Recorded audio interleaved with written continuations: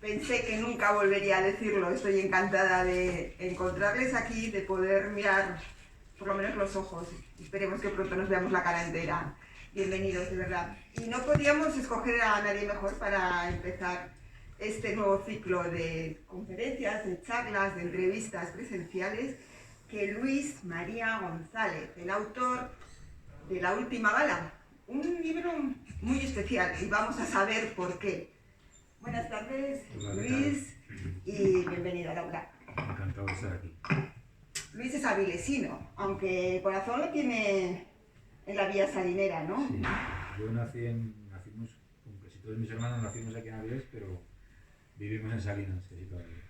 8 hermanos, el penúltimo, Sí. Eso abre mucho camino, ¿no? Y trae, seguro que muchos libros que si no, no hubieran llegado a tus manos. Sí.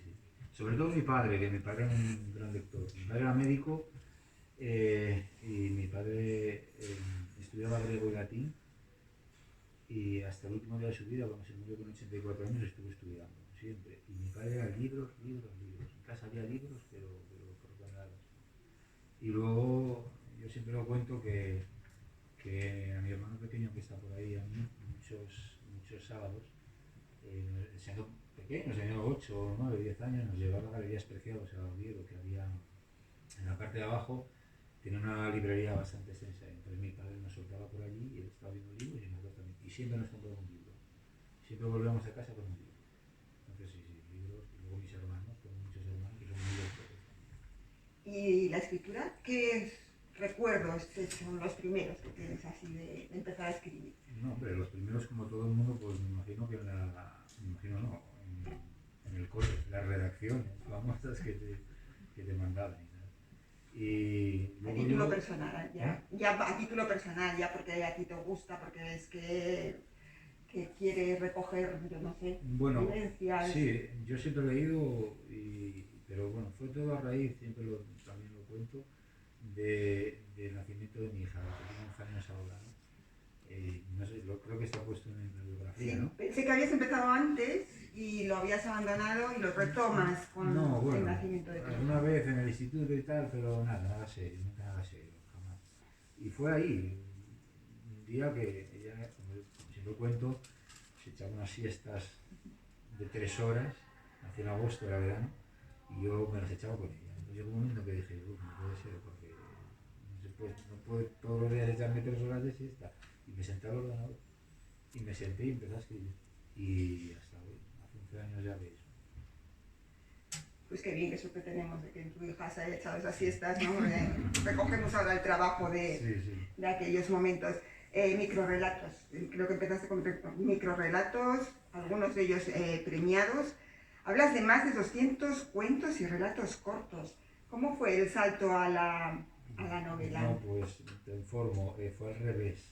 Yo empecé queriendo escribir una novela. Y luego, a raíz de conocer a una persona que está por aquí, Dominique Bernet, que es una gran microrelatista que todos conocemos, empecé a escribir microrelatos.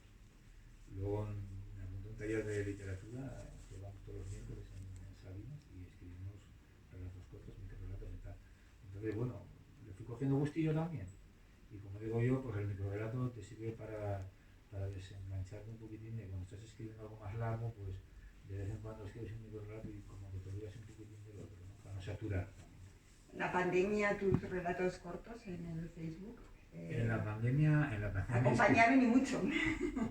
En la pandemia lo que empecé a escribir fue lo recogí bajo un título que era, ¿cómo era?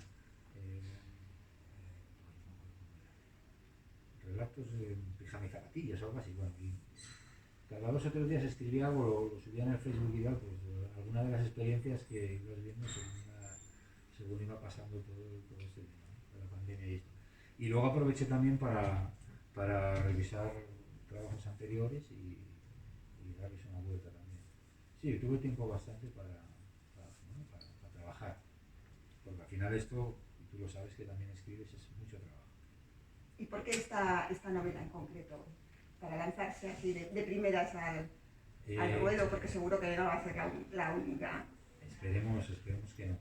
siempre digo que esta no es la primera que escribí, pero sí la primera que publicamos. ¿Por qué esta novela? Esta novela nació por un... Perdona, ¿por qué publicar esta? Porque creo que tienes varias Sí. ya terminadas. Sí, ¿Esta vale. por qué? Sí, porque, a ver, yo siempre prefiero, la casa no se puede empezar por el tejado. Entonces yo preferí intentar escribir algo un poquitín más local y con una editorial asequible, quiero decirte, vamos, te lo voy a intentar. Evidentemente no vas a ir a Alfaguara ni a ningún lado porque te van a dar una puerta a las narices. Entonces preferí algo más local. Que si yo tenía o creía, y al final bueno, se está viendo que a la gente le gusta porque es una novela que está ambientada aquí en Avilés, que no es la ciudad, y con personajes de aquí. Entonces yo creo que por eso me decidí. Yo la envié a Orfeus Ediciones Clandestinas y Nieves, mi editora, le gustó y le mandé el primer capítulo. Dije, tú vas a dar solo el primero y si te gusta más. Y entonces le gustó, se la mandé completa y ahí está. La última bala tiene varios puntos de interés especial, sobre todo para la gente de aquí. Sí. Como dices, está ambientada en Avilés, en una época de los 80, de los 90, una época que, bueno, más o menos todos nos ha tocado, o si no es de lleno, pues por referencias o de cercano. Tiene, bueno, la magia, la novela negra, aunque sé que a ti no te gusta lo de negra, más bien la sitúas en el gris, y el desparpajo de, bueno, de no callarse, de un lenguaje muy abierto y donde no hay tabús ni hay... Estoy loca con las gafas que se me empañan, perdón, porque no veo nada. No hay tabús y hablamos de temas abiertamente y con la frescura, ¿no?, de esos años. Sí. Un cóctel interesante. Sí. Hay quien dice que en aquellos años posiblemente en cierto modo había más libertad que ahora, ¿no? Y bueno, yo la enfoqué así, con ese lenguaje, al ser una novela, como digo yo, oscura, que transcurre digamos, en los bajos fondos, por decirlo de alguna forma, de aquí de Avilés, pues evidentemente el lenguaje no podía ser muy sofisticado, muy cuidado, ¿no? Entonces, bueno, quizás eso sea una de las cosas por las que se utiliza ese lenguaje, ¿no? Y es verdad que tiene escenas que son explícitas y tal, pero bueno, que van también de acuerdo a los personajes y a la forma de ser de esos personajes. ¿Por qué esa matización del gris en vez del negro? ¿Por qué la sitúas más en el gris que en el negro? No es cuestión de colores. La gente dice, es una novela negra y tal. Sí, yo si digo que para mí es más oscura que negra, no lo digo por el hecho ni de los personajes, ni de los ambientes, ni tal. Lo digo porque normalmente la novela negra, la estructura de la novela negra, suele ser que siempre hay un asesinato, una investigación, una resolución del caso. Y en este caso, valga la redundancia, no es así. Hay un hecho que no lo digo porque el que no lo haya leído, evidentemente no se lo vamos a explicar. Hay un hecho y luego pasan cosas. No es por... Yo sé que el ambiente es muy oscuro, muy sórdido, muy negro y muy explícito, pero no es, digamos, una novela negra al uso, ¿no? Pero bueno.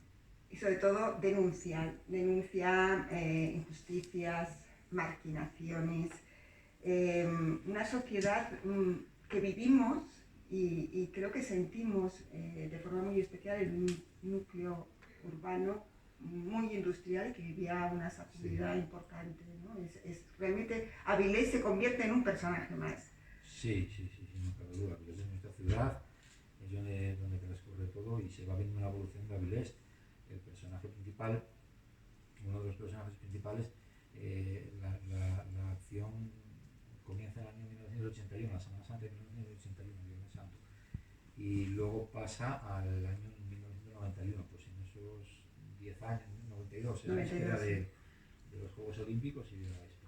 Pues en esos 11 años cambia mucho, pero cambia mucho como cambió todo el país. De hecho, hay una frase que dice ahí, que fue la que pronunció si Alfonso Guerra o tal, que decía que este país no lo va a conocer ni la madre que lo parió.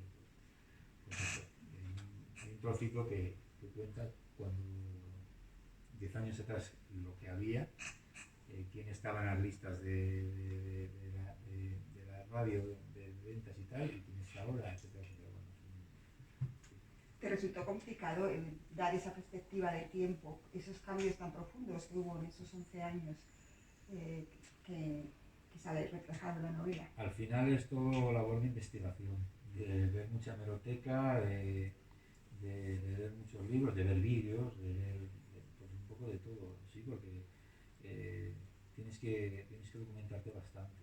No puedes decir es que había un centro comercial en el año 92 porque bueno, lo había. Entonces procuro esos detalles, yo los procuro cuidar bastante y me lleva mucho trabajo.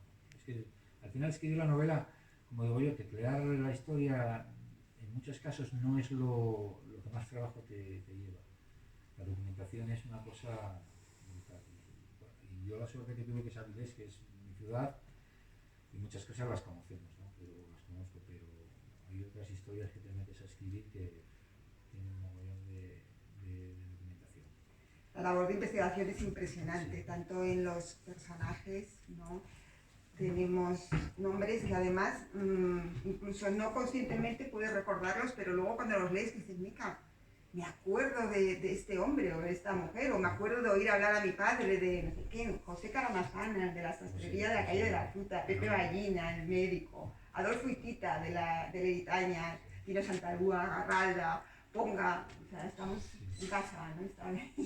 Está claro. Luego lugares, Poblado de Pescadores, el Nodo, el gimnasio de Paco Campano, que realmente no sé si existió o no existió. El gimnasio de Paco Campano, pero yo lo situé delante del Palacio Valdés, en un callejón que para adentro.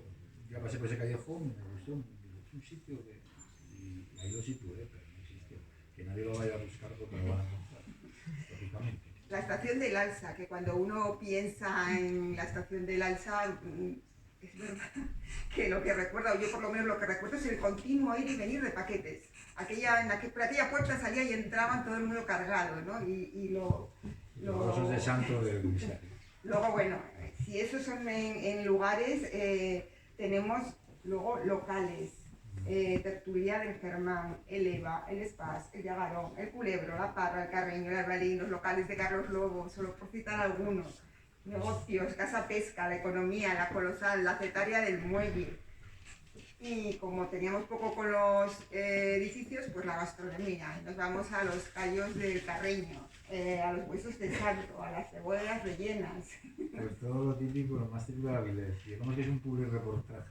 Sí, la verdad es que sí. ¿Cómo fue esa estructura? ¿Cómo creaste o recreaste más bien ese mundo de ayer y de hoy? Porque no, son pues todo por las cosas que conoces y que escuchaste y eso, más ni menos. Vuelvo a decir que es nuestra ciudad y todo el mundo sabe que los callos del Carreño pues, son unos callos muy buenos y que en la Eritaña... Sí, pero bueno, el local del Alsa me sorprendió cuando lo leí. Dije, mira, ¿cuántos años hace que no pienso yo en el local del Alsa? Bueno, pues a mí me tocó mucho coger el Alsa ahí y muchísimo. Entonces, por eso bueno, traté de...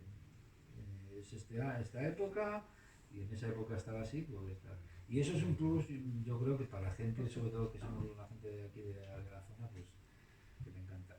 Yo, por ejemplo, hace tiempo leí la trilogía de César Pérez Gellida, que es un maestro de la novela negra, y es de Valladolid, con mi mujer, y César Pérez Gellida, los 3 primeros libros de él están aquí, es una serie en Valladolid. Entonces, yo sé que a la gente de Valladolid, vamos, estaba encantada con que la historia transcurriera en su ciudad. Pues aquí hicimos un poquitín lo mismo a otro nivel, pero bueno, procuré hacerlo así. La historia del boxeo local. La historia del boxeo local. Investigación. ¿De dónde, cómo conseguiste ahí la información? ¿A través de hemeroteca? Del pozo insondable de Google, que es eso. Porque es exhaustiva en esa época, aparece allí. Luego conocías gente, Valentín Izquierdo, que es un padre de unos amigos nuestros de Salinas, que fue Cito también, que no fue a las Olimpiadas del 64, me parece, que tuvo una lesión, y lo cito, y luego, pues eso, investigación, sobre todo investigación, biblioteca, mucho. ¿Y el mundo del boxeo te gusta a ti especialmente? Me gusta el boxeo, no tengo mucha idea, pero bueno, me gusta ver el Me gustan las películas de boxeo, también me gustan las películas. No las de Rocky, otro tipo de más clásicas, ¿no? Pero sí. Y el fútbol. No podía faltar el fútbol. No puede faltar en podía faltar el Real Avilés, el Silesai, el Industrial. Muro de Faro, deporte, todo. Yo me acuerdo cuando era pequeño, yo fui a fútbol a Muro de Faro, ese deporte, ¿no? También tenía que. Me acuerdo mucho de aquella época. Me acuerdo de la pista de la exposición, de ir a algún concierto siendo un chaval, no de ir a ver boxeo ni nada. Y de ir al Gallego también. De ir a tomar sitios al Gallego, me acuerdo que me decían, aquí se hacían veladas de boxeo. Y ya, pues también.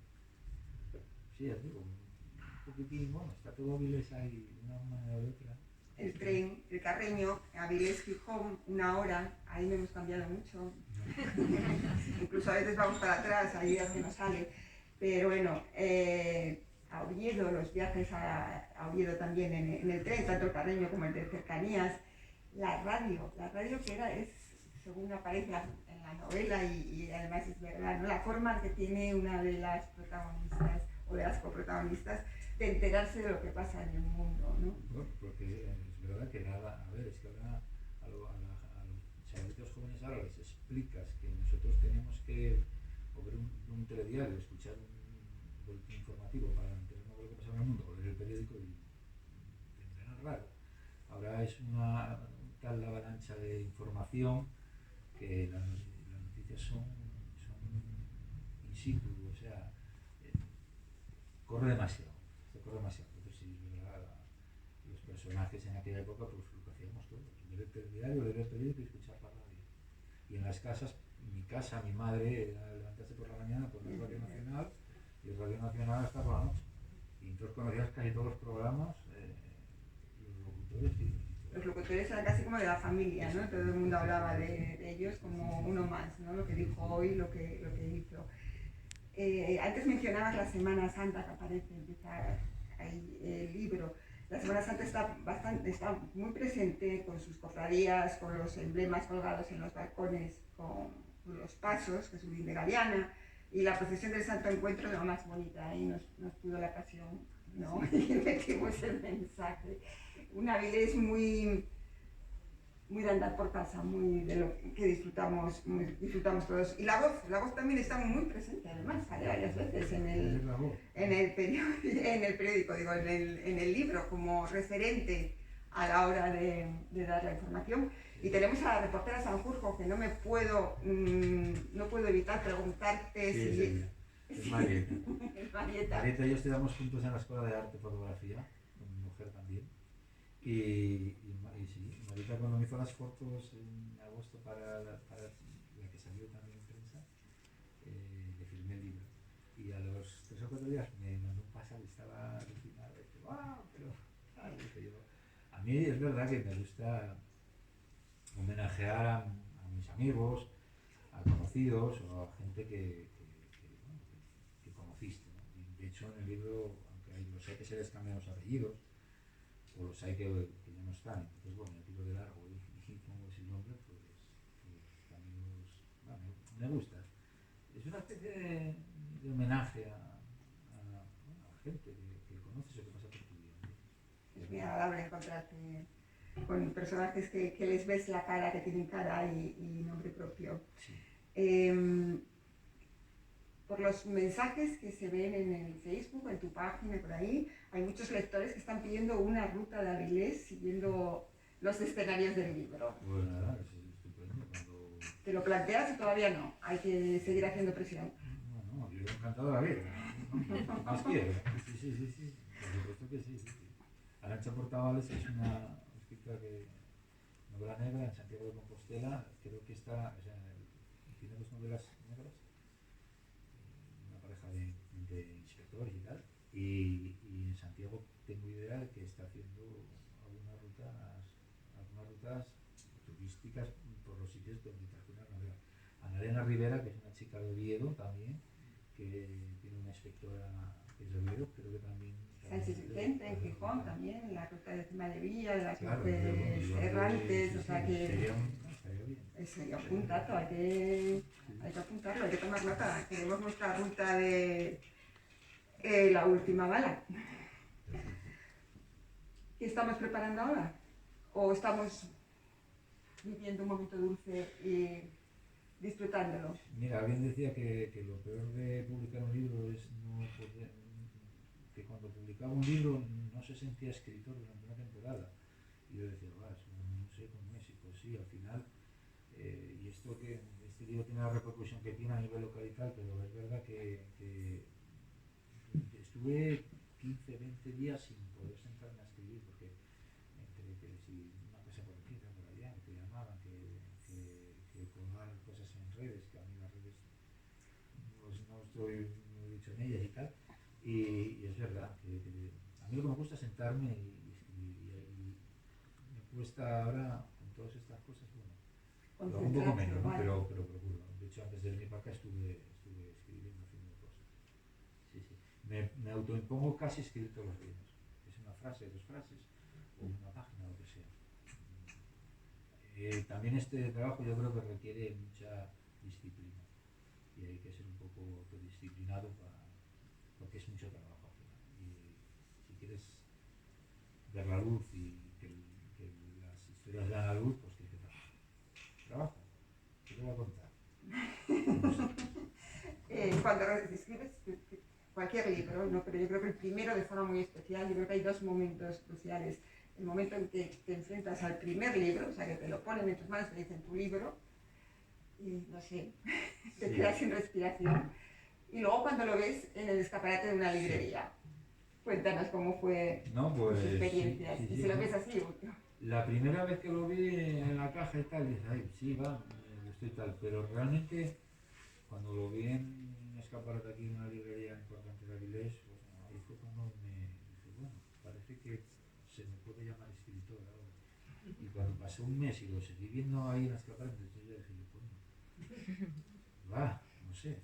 es de verdad esto, no es un sueño. Sí, sí, sí, sí. Y luego cuando me manda un amigo una foto y dice, entre los 10 más vendidos de esa librería y tal, y dice, bueno, bien, bien, no, no, muy contento. Estoy muy contento, pero con la mente y la cabeza ya en más cosas. En el libro hay personajes muy cerrados, muy elaborados y con un carácter todos muy marcados. Hay frases que de verdad encierran mucho trabajo. Hay muchas. Yo voy a destacar dos o tres que me llaman especialmente la atención, ¿no? El ácido de las verdades, con textura de escupitajo que resbalaba por su rostro desencajado, empezaba a surtir efecto, quemándole la carne y el orgullo. Ostras, Luis, hay que leerlo dos veces y todavía te reconcome. Sí, sí, sí. Bueno, a veces estás tan concentrado escribiendo que cuando escribes una frase de este tipo, que luego la lees otra vez y dices, joder. O sea, no sé cómo. Estaba ahí. Sí, cómo salió ahí, ¿no? Pero bueno, también es verdad que como estás centrado en el personaje, en el carácter del personaje y tal, pues eso te ayuda mucho a tal. Si es un personaje muy odioso, muy tal, bueno, depende de la circunstancia, ¿no? Así hablan ellos, ¿no? Muchas veces, ¿no? Te llevan, Sí, te sí, sí, llevan. sí, no. Sí, porque esta novela es verdad que eso, los personajes son muy elaborados. Bueno, ya no sé si te lo expliqué alguna vez de dónde salieron los personajes. Tony Soanes sale de un taller de literatura, ¿no? Que empecé ahí, el primer año llegamos para allá, yo, o sea, el primer día que me senté allí con los compañeros, no me salían las palabras, estaba súper nervioso. Y la profesora nos mandó, empezamos el taller y el taller consistía ese año en crear un personaje, ¿no? Y yo creé a Tony Soanes. Y luego todas las semanas había que hacer una tarea, la que le mandaran, con ese personaje, ¿no? Entonces al final del curso tenías, no sé, 30, 35 relatos cortos de ese personaje. Y con el paso del tiempo dije, coño, igual se puede hacer algo con él. Y bueno, me puse y aunque no hay mucho, hay alguno de esos relatos está ahí, no muchos, pero está ahí. Luego ya se crearon otros personajes. Tony Son es un personaje que está muy trabajado. Y en general los tres personajes principales creo que están muy trabajados. ¿De dónde salieron los otros? No, los otros No. fueron saliendo. Tiene que haber un bueno, tiene que haber un malo, tendrá que haber una chica y bueno. Malos hay muchos. No, Malos malísimos. malos malísimos. Malos malísimos. Buenos buenísimos. El protagonista no se deja llevar por la estupidez. No, al revés, se deja llevar por la estupidez varonil que le impide reconocer las debilidades. Esa, no sé si coletilla, esa característica la recalcas en varias ocasiones, en varios momentos. Estaba prohibido mostrar los sentimientos, Claro. estaba mal visto, más que prohibido. Bueno, ¿Cómo está? depende, ahora ya que, bueno, tanto, pero en aquellos años, un personaje que nació en el año 40 y tantos, que en los 80 tiene eso, 35 o 40 años, no era como ahora, tenía una forma de ser diferente, era mucho más, encima este hombre, viniendo de donde venía, pues mucho más duro. Entonces hay cosas que no se podían mostrar de cara a la galería, creo yo. Pero eso ocurría con todo el mundo. O sea, la gente de aquellos años, digamos que tenía otra forma de ser un poco más recia, quizás, y más dura que ahora, ¿no? Me parece, ¿no? Por lo menos en apariencia. Por lo menos en la apariencia, lógico. Como todo el mundo, como digo yo, de puertas adentro de una casa, nadie sabe lo que ocurre. Aquí somos muy duros, muy tal, o muy graciosos, muy chistosos, y luego igual somos muy malos. Bueno. ¿Tú también aprendiste que los lamentos no tienen nada que ver con el arrepentimiento? Sí, eso es, sí, yo me acuerdo dónde está eso. Sí, sí, claro, ahí hubo un hecho que pasó y que no se puede desvelar. Seguro que muchos lo habéis leído ya sabéis a qué me refiero. Y eso, el personaje hizo una cosa porque en su código moral tenía que hacerla y la hizo. A ojos del mundo igual no estaba bien, pero en su código de conducta estaba bien. No queda más que lamentarse, no tiene sentido. Está hecha. Lo hecho está. Pagó por él y punto. En toda la novela hay una lucha, digamos, entre códigos éticos, ¿no? No cada personaje, pero cada mundo que se refleja en la novela tiene su propio código y luchan entre ellos, pero todos convencidos de que están en posesión de la verdad. Es una lucha de poderes a otro nivel. Al final cada persona cree que el mundo correcto, lo correcto es lo que se ve a través de su prisma. Entonces, el que no hace las cosas como las hago yo, tal, pues las está haciendo mal. Y al final son muchos mundos. Cada uno tiene su propio mundo. Luego hay pues un personaje, no sé, pues lo que te estoy diciendo, ¿no? Cada persona ve el mundo desde su prisma y luego también es verdad, siempre nos permitimos el lujo de criticar lo que no es de nuestro agrado o lo que no hacemos nosotros, ¿no? Entonces, sí, cada uno tiene su mundo muy cerrado, cree que lo que hace está bien y lo que hace el vecino no lo está tanto.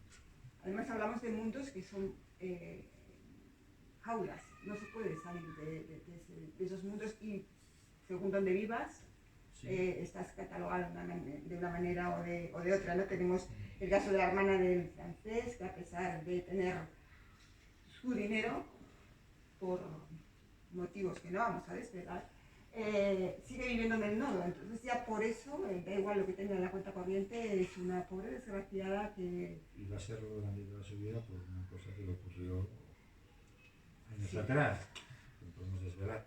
Entonces, sí, al final el dinero no lo es todo, muchísimo menos.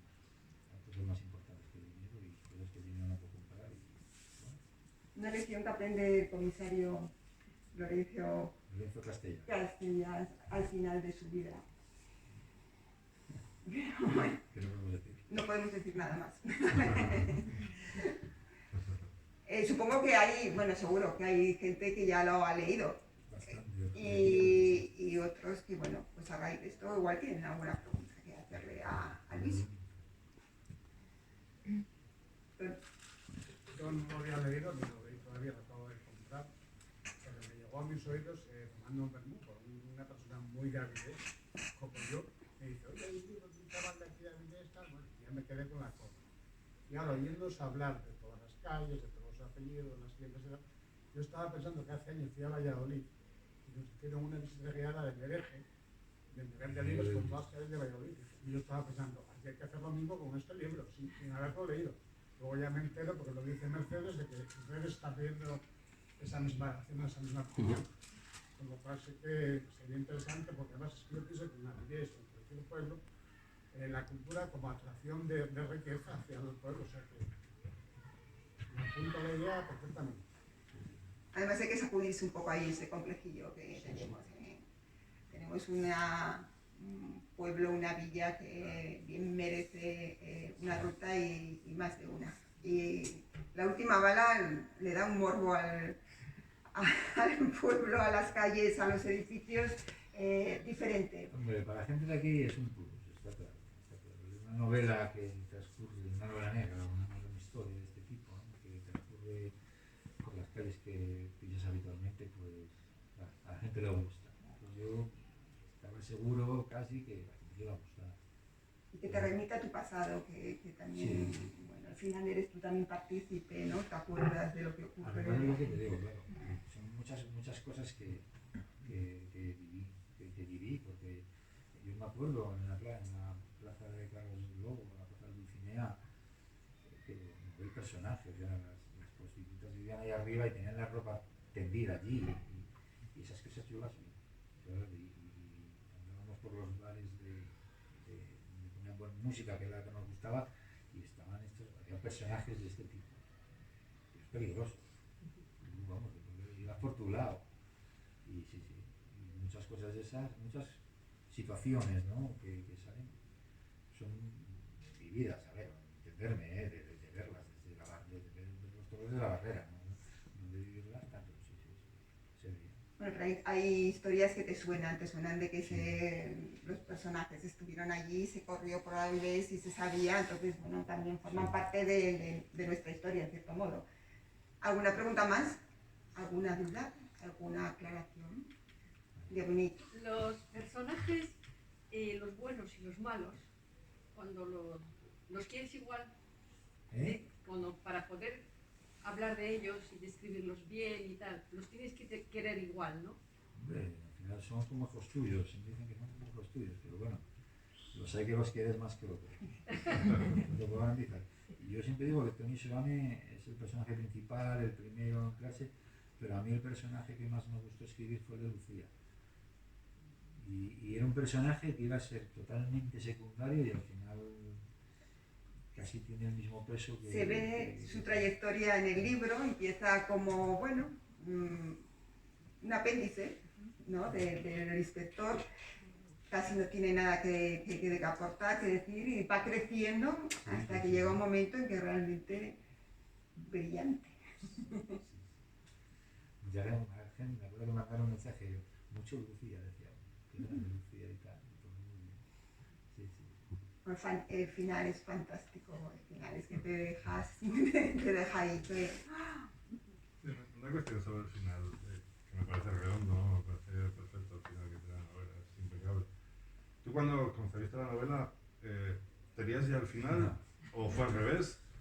Es que parece como que toda la novela te lleva hacia ese final. Es como que todo Pero te va tiene ese matiz dirigiendo. luego de sorpresa, ¿no? O sea, Claro, es como que de principio parece que te va dirigiendo hacia allí, entonces no sé si concebiste la novela teniendo ese final ya previsto No, o fue al revés. no, empecé, yo siempre digo una cosa, cuando haces una historia larga, o corta también, empiezas en un sitio, sabes dónde empieza, dónde quieres llegar, pero por el camino puede dar muchas vueltas, y ese final no estaba, o sea, más o menos sabías cómo querías que acabara la cosa, o tampoco, porque puedo decirte que igual, 6 meses antes de acabar, igual tenía pensado que un personaje acabara de una forma y otro de otra, y al final cruzaste y dije, pues no, vamos a hacerlo de esta otra manera, ¿no?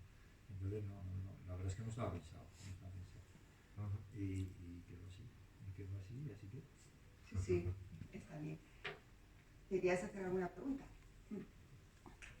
Yo la he leído, me ha encantado, y una cosa que me sorprende, me encanta, cómo engancha desde el principio hasta el final, no puedes dejar de leerlo. Mi pregunta es,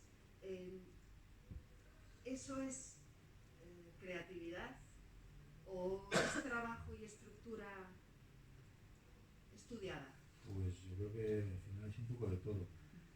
Hombre, la clave principal es que las primeras páginas te digan algo y te inviten a seguir leyendo.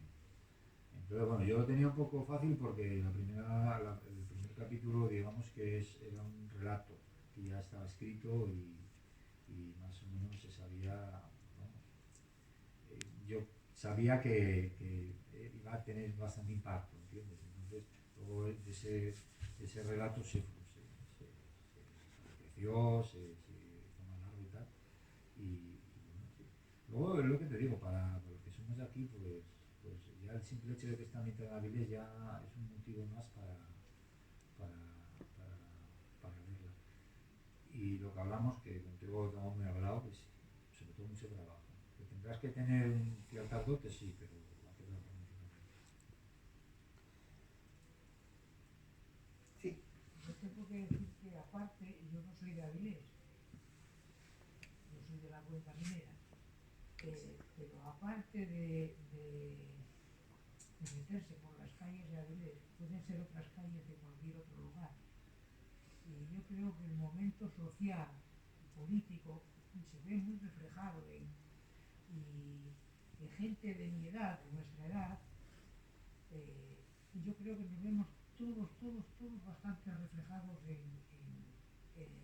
esa época, seas de Asturias, seas de León o seas, vamos, de una zona industrializada, podríamos decir, más que de una zona de campo. O sea, que no es meramente una novela local. Para mí abarca mucho más que la localidad. Pueden ser estas calles o pueden ser otras calles de cualquier otro lugar. Lo que sí refleja es, para mí, el impacto de zona industrial, zona donde viene gente de muchos sitios y los vicios propios, el romper un poco la época social que había y libertades y cosas que, por ejemplo, incluso hoy, como bien decía Luis, igual no hay. Yo tengo el valor de la novela más grande que local, pero sí, bastante más. Es una historia que al final puede ocurrir en cualquier sitio del mundo. Me decían ya en la RPA, en entrevistarme y tal, y decía que puede ser Cincinnati, Nueva York, Avilés o cualquier otro sitio. Al final esas historias ocurren en todos los sitios. En todos los sitios hay bajos fondos, hay buenos, hay malos, y esas son historias que pueden ocurrir en cualquier sitio. Lo que pasa es que cuando cogemos una novela y está ambientada en Nueva York, está ambientada en París, parece que viste mucho, ¿no? Nos gusta y no nos paramos a analizar el tema de la ciudad, porque como, bueno, no la conocemos, si la conocemos desde visita, me parece que como es Avilés, nos centramos más, casi un pero, ¿no? Pero para la gente de Avilés no, para la gente de Avilés además tiene ese plus, pero realmente la novela es mucho más allá, va mucho más allá, ¿no? Es lo que decíamos al principio, es una crítica social descarnada totalmente, ¿no? Y de un momento y de una generación, yo diría que incluso de más de una, ¿no? Porque hay unos jóvenes y hay otros que ya no son tan jóvenes y les pillan con el pie un poco cambiado, no se adaptan a los nuevos tiempos, entonces refleja muy bien ese momento histórico. Yo sé, por ejemplo, mi mujer ya tengo que trabajar a Valladolid y tenemos familia allí y hemos vendido bastante por allí a nuestra y la gente le está gustando.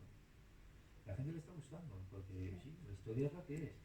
Y igual tenemos suerte de que el verano que viene vengan a veranear a Avilés y nos enseñamos a Avilés y lo haga falta.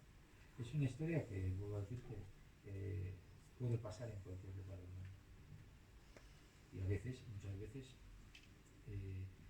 la gente no sabe, mucha gente que no sabe que en esta ciudad también hay bajos fondos. Gente que está acostumbrada a andar por otros barrios o en otros ambientes.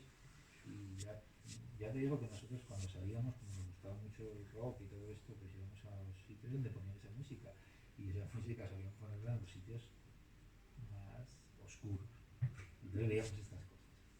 Lo que estaba genial de los sitios oscuros, tenía un encanto increíble, ¿no? Yo creo que esta novela va a sorprender mucho a gente joven, que de repente va a descubrir una perspectiva de Avilés que no solo no conoce, sino que vamos, ni olieron, ¿no? No saben ni por referencias, ¿no? Que existió ahí, porque hemos cambiado mucho en muy poco tiempo. Estamos hablando de hace 40 años. Si a mi hija o cualquier otro le dices que ibas a tomar vinos al Llagarón, que era un, vamos, compendio de telas de araña y cosas así, o sea, era un sitio muy peculiar, todo el mundo ha habido conocido un recreo. Y Sanidad no te lo dejaría tener abierto hasta esa altura, seguramente. Pero sí, esos sitios son sitios mágicos, para mí eran sitios mágicos. ¿Alguna pregunta más? Hay una habilidad que tiene Luis, a mí siempre me sorprende mucho, yo creo que es lo que engancha, ¿no? Y es, haces con nosotros lo que quieres, con entendernos, nos llevas para, como nos lectores, nos lleva para un lado, y eso es lo que te hace engancharte, ¿no? Lo que pasa es que si tenemos la fortuna de haber leído muchas cosas tuyas, al final ya no nos engañas tanto. No sé por dónde va a salir, pero dices esto no va. Y es muy bueno. Y yo creo que es lo que engancha también, la manera que tiene de mover los personajes, de ir conduciéndote como lector para un lado y para otro. Yo creo que una de las máximas cuando, sobre todo, a mí me pasa cuando escribo microrelatos y cosas cortas, tengo la máxima de huir de lo evidente. Huir de lo evidente. Entonces muchas veces, bueno, el microrelato ya sabes cómo, la estructura que tiene, que al final en muchos casos estás hablando de una cosa y al final resulta que no es lo que parece y tal. Entonces yo procuro huir de lo evidente. Y entonces si consigues el efecto que dice ella, bueno, me está llevando por aquí, pero al final... Hay como un doble juego, ¿no? Está por un lado el juego de los personajes, entre ellos, ¿no?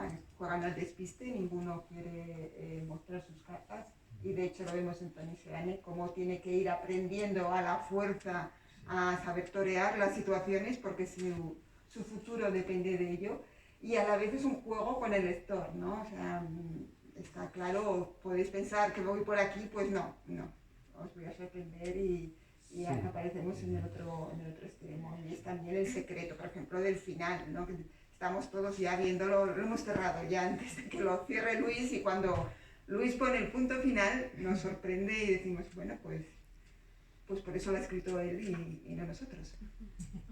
Una de las cosas que más la gente más te felicita o tal es el final, te sorprende. Claro. Yo creo que es fundamental, escribir un buen final. Fundamental, además es con lo que te quedas. Al final es lo que más te llama la atención, y cuando cierras el libro... Hay que llegar hasta el final para saber por qué es el título.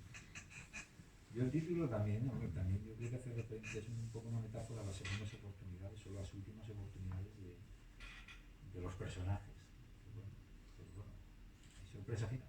Sí, hay oportunidades para todos los gustos y no todas con el mismo resultado. Exacto. ¿Alguna pregunta más? ¿No? Pues muchísimas gracias, Luis, muchísimas gracias a todos ustedes. Un verdadero placer volver a encontrarnos, como decía al principio, y el jueves que viene tenemos otra cita con otro vilesino, José Busto. Vamos a desgranar el premio Lope de Vega de Teatro 2018, que con esto de la pandemia no hemos podido comentar, y lo vamos a tener aquí. Les esperamos. Gracias y buenas tardes.